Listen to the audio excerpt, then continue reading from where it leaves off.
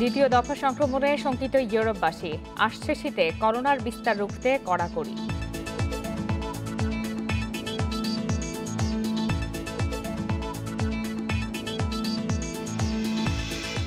সনদ ছাড়াই করোনা মুক্তির দাবি ট্রাম্পের, প্রচারে ফেরার ঘোষণা নিশ্চিত করেননি চিকিৎসক।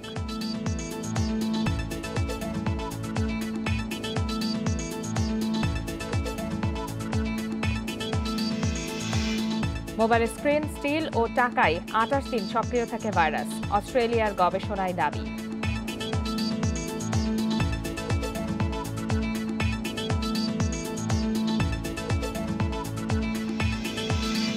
ভিয়েতনামে বন্যা, ভূমিধসে 18 জনের মৃত্যু, নিখোঁজ 14, সপ্তাহ জুড়ে ভারী বৃষ্টির পূর্বাভাস।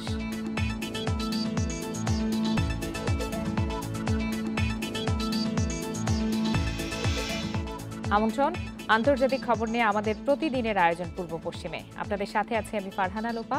শিরোনাম জানাচ্ছিলাম, এবারে চলে যাচ্ছে বিস্তারিত খবরে।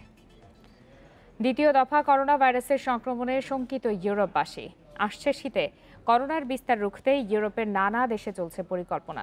এদিকে নতুন করে 6 জন আক্রান্ত হওয়ায় 5 দিনে পুরো কিংডাও শহরের সবার নমুনা পরীক্ষার ঘোষণা দিয়েছে চীন। বিশ্বজুড়ে করোনা ভাইরাসে মোট 10,81,000 প্রাণহানি হয়েছে। মোট আক্রান্ত 3,77,00,000-এর বেশি। বছরের শুরুতে সংক্রমণ শুরুর পর এশিয়ায় ছড়িয়ে পড়ার আগে ইউরোপে তাণ্ডব চালায় করোনা ভাইরাস। এরপর বছরের মধ্যভাগে কমে আসে বিস্তার, বাড়ে ভারত ও যুক্তরাষ্ট্রে। কিন্তু শীত যত ঘনিয়ে আসছে, ইউরোপের করোনা সংক্রমণ আবার বাড়ছে। প্রতিদিন হচ্ছে নতুন রেকর্ড। এমন অবস্থায় বিভিন্ন দেশের সরকার পুরোপুরি লকডাউন এড়িয়ে কড়া বিধিনিষেধ জারির পরিকল্পনায় আছেন। এদিকে ভারতে কমছে প্রথম দফার সংক্রমণ। 24 ঘন্টায় দেশটিতে 67,000 নতুন রোগী মিলেছে, মারা গেছে 813 জন। দেশটির 70 লাখ করোনা রোগীর মধ্যে সুস্থ হয়েছেন 60 লাখ মানুষ। শুরু থেকেই সুস্থতার হার বেশি বলে দাবি করে আসছে দেশটি। এদিকে দিল্লিতে পূজা ঘিরে স্বাস্থ্যবিধি মেনে অনুষ্ঠান আয়োজনে নিষেধাজ্ঞা তুলে নিয়েছে সরকার। যুক্তরাষ্ট্রে কয়েকদিন কম থাকার পর আবার বেড়েছে বিস্তার। রোববার দেশটিতে প্রায় 42,000 রোগী মিলেছে, মারা গেছে 325 জন। একদিনে ফ্রান্সের 16,000 রোগী মিলেছে। যুক্তরাজ্যে শনাক্ত হয়েছে প্রায় 13,000। দ্বিতীয় দফার বিস্তার রুখতে সোমবার নতুন বিধিনিষেধ আরোপ হচ্ছে। কড়াকড়ি পদক্ষেপ নেওয়া হবে ক্ষতিগ্রস্ত লিভারপুল শহরে। ইতালিতে 5,000 মানুষে নতুন করে শনাক্ত হয়েছে করোনা ভাইরাস।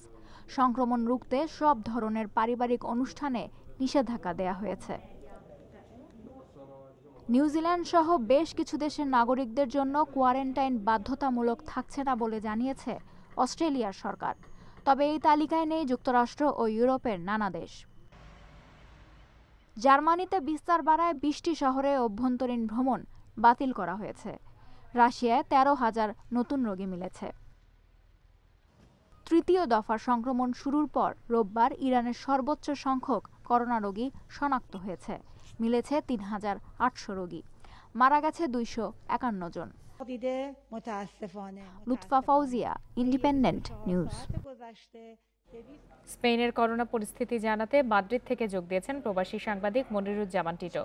জনাব মনিরুজ্জামান, আপনাকে স্বাগত জানাচ্ছি।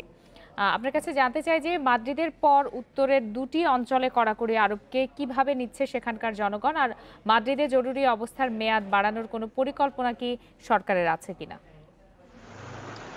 মূলত শীতের আগমনীতেই কিন্তু এখন এই যে প্রকোপ আকার ধারণ করেছে করোনা সংক্রমণ, এবং আজকেও কিন্তু এই গত রাতে এখানে তাপমাত্রা ছিল 5-এর নিচেই। তো যে কারণে সরকার বাড়তি সতর্কতা স্বরূপ বিভিন্ন অঞ্চল দিনের পর দিন কিন্তু লকডাউন বা জরুরি অবস্থা বাড়িয়ে চলেছে। তো প্রথম অবস্থায় এখানে স্থানীয় বাসিন্দারা বা বিরোধী দলের যে ইন্ধনে একটা মহল কিন্তু এখানে লকডাউনের বিরোধিতা করে আসলেও শীতের কারণে যে প্রকোপটা বেড়ে গেছে সে কারণে কিন্তু অনেকেই এখন বিষয়টা স্বাভাবিকভাবে দেখছে। তবে এখানে লকডাউন বাড়ানোর উপর অবশ্যই এখানকার সরকারের গুরুত্ব আমরা লক্ষ্য করছি, এবং ইতিমধ্যে এখানে কিন্তু তিনি যদিও করোনা মুক্তির যথাযথ প্রমাণ দেননি মার্কিন প্রেসিডেন্ট। এর আগে তার চিকিৎসকরা জানান প্রেসিডেন্টের মাধ্যমে সংক্রমণের কোনো ঝুঁকি নেই। 2 অক্টোবর নিজের ও ফার্স্ট লেডি মেলানিয়া ট্রাম্পের করোনা পরীক্ষার ফল পজিটিভের কথা ঘোষণা করেন ট্রাম্প। পরে 3 দিন সামরিক হাসপাতালে চিকিৎসা নেয়ার পর 5 অক্টোবর হোয়াইট হাউসে ফেরেন মার্কিন প্রেসিডেন্ট।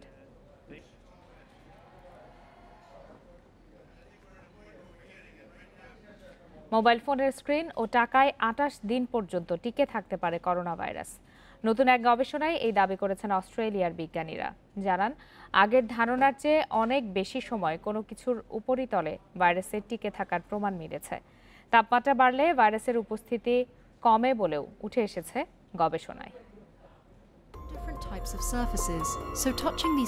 কোনো বস্তুর উপর করোনা ভাইরাস কতক্ষণ টিকে থাকতে পারে এ নিয়ে এক এক সময় গবেষণায় এসেছে এক এক রকম তথ্য। শুরুতে মানুষ থেকে মানুষে ভাইরাস সংক্রমণ হয় বলে জানায় বিশ্ব স্বাস্থ্য সংস্থা।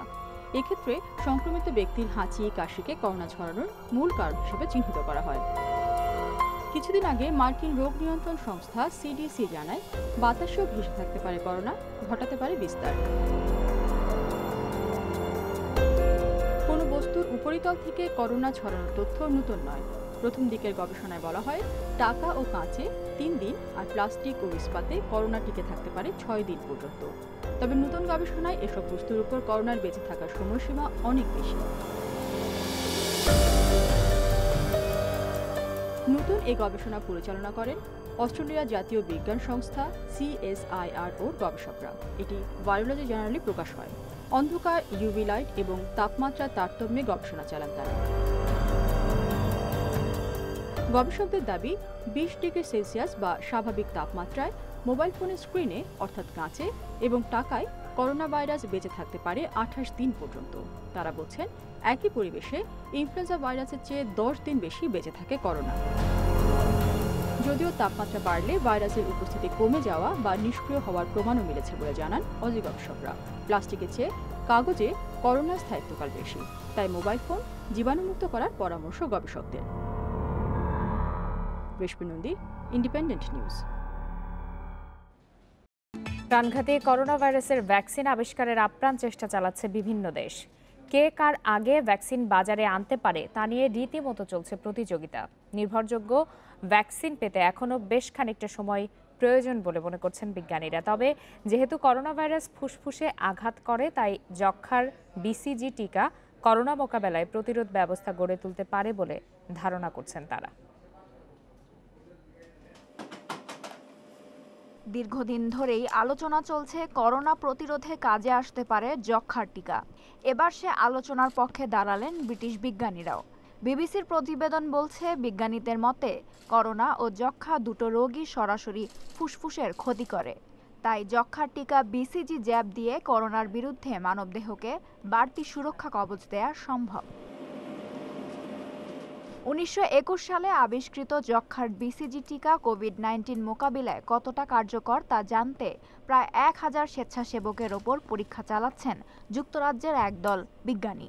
আরও কয়েকটি দেশের 10,000 মানুষকেও এই পরীক্ষায় অন্তর্ভুক্ত করা হচ্ছে।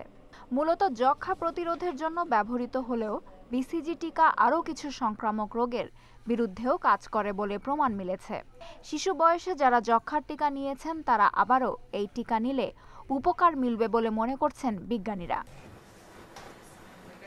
বিজ্ঞানীরা বলছেন, দেহের রোগ প্রতিরোধ ব্যবস্থাকে শক্তিশালী করতে তৈরি হয় টিকা।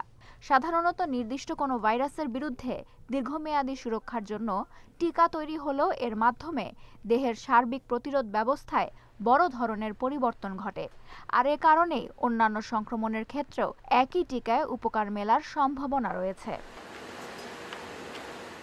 অতীতে ক্লিনিক্যাল ট্রায়ালে দেখা গেছে গিনি-বিসাওয়ে নিউমোনিয়া ও সেপসিস আক্রান্ত নবজাতকের মৃত্যুহার 38% কমিয়েছে BCG টিকা। এছাড়া দক্ষিণ আফ্রিকায় নাক, গলা ও ফুসফুসের সংক্রমণ 73% কমানোর সাথে এই টিকার যোগসূত্র রয়েছে। আর নেদারল্যান্ডসে এই টিকার কারণে জন্ডিসের পরিমাণ কমেছে বলে প্রমাণ মিলেছে। তবে বিজ্ঞানীরা বলছেন, BCG টিকা কোনোভাবেই দীর্ঘমেয়াদী কোনো সমাধান নয়। এ টিকা শুধুমাত্র করোনার জন্য সুনির্দিষ্ট টিকা আবিষ্কারের আগে শূন্যতা পূরণ করতে পারে। Lutfa Fauzia, Independent News. ভিয়েতনামে টানা কয়েকদিনের ভারী বৃষ্টিতে সৃষ্ট বন্যা ও ভূমিধসে 18 জনের মৃত্যু হয়েছে। নিখোঁজ রয়েছেন 14 জন। পুরো সপ্তাহ জুড়ে বৃষ্টি অব্যাহত থাকবে বলে জানিয়েছে দেশটির আবহাওয়া অফিস। রোববার মৌসুমী ঝড় লিনফার আঘাতে বন্যা দেখা দেয় কোয়াংগাই ও কোয়াং প্রদেশে। বন্যার পানিতে দেশটির 3 প্রদেশে 1 লাখ ঘরবাড়ি ক্ষতিগ্রস্ত হয়েছে। এর মধ্যে ওই অঞ্চলের অর্ধলক্ষাধিক বাসিন্দাকে নিরাপদ আশ্রয়ে সরিয়ে নেওয়া হয়েছে। বন্যার্তদের উদ্ধার ও সহায়তায় ওই অঞ্চলে 9,600 সেনা, পুলিশ ও স্বেচ্ছাসেবী মোতায়েন করা হয়েছে বলে জানিয়েছে দেশটির দুর্যোগ ব্যবস্থাপনা কর্তৃপক্ষ।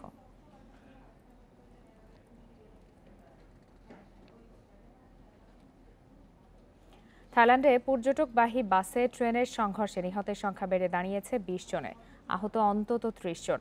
রোববার সকালে রাজধানী ব্যাংকক থেকে 80 কিলোমিটার পূর্বে রেল লাইন অতিক্রম করার সময় দুর্ঘটনা ঘটে। 65 আরোহী নিয়ে বাসটি সামুদ প্রাকান প্রদেশ থেকে চাচোয়েং সাও বৌদ্ধ মন্দিরে যাচ্ছিল। আহতদের হাসপাতালে নেওয়া হয়েছে। দুর্ঘটনার কারণ অনুসন্ধানে তদন্ত শুরু হয়েছে বলে জানিয়েছে পুলিশ। প্রাথমিকভাবে ধারণা করা হচ্ছে বৃষ্টির কারণে বাসের চালক ট্রেনটি দেখতে না পাওয়ায় দুর্ঘটনা ঘটে।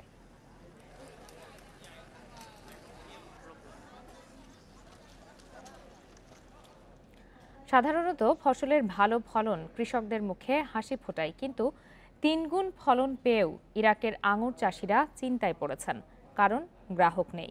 রপ্তানিতে নিষেধাজ্ঞা থাকায় স্থানীয় বাজারে লাভ ছাড়া টনকে টন আঙুর বিক্রি করতে বাধ্য হচ্ছেন দহুকের আঙুর ব্যবসায়ীরা।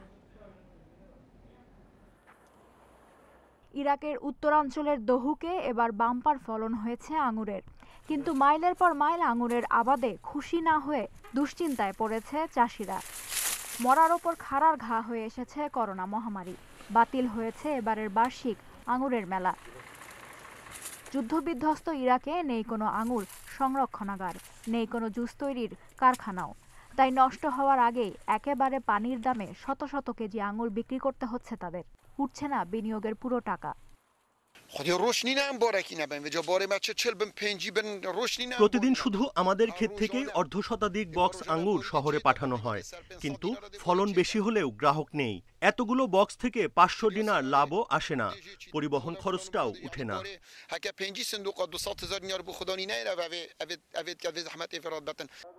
ব্যবসায়ীরা বলছেন ওয়াইন উৎপাদনের উপযোগী আঙুরের ফলন হয় দহুকে, কিন্তু রপ্তানিতে নিষেধাজ্ঞা থাকায় স্থানীয় বাজারে বিক্রি ছাড়া আর কোনো উপায় নেই তাদের। দহুকে 50 ধরনের ভালো মানের আঙুর হয়। এই আঙুরের বিদেশের বাজারে চাহিদাও আছে, কিন্তু সরকারের পৃষ্ঠপোষকতা নেই। আবার সীমান্তে নিষেধাজ্ঞা থাকায় রপ্তানির রাস্তাও বন্ধ। এমন অবস্থায় তুরস্ক ও ইরান থেকে আঙুর আমদানি বন্ধ সহ দেশে উন্নত মানের সংরক্ষণাগার তৈরির জন্য সরকারের কাছে আহ্বান জানিয়েছেন ব্যবসায়ীরা। Lutfa Fauzia, Independent news. শেষ করছি আজকের পূর্ব পশ্চিম। ইন্ডিপেন্ডেন্ট টেলিভিশনের সব খবরের আরও বিস্তারিত জানতে চোখ রাখুন ফেসবুক, ইউটিউব আর টুইটারে। ধন্যবাদ এতক্ষণ সাথে থাকার জন্য।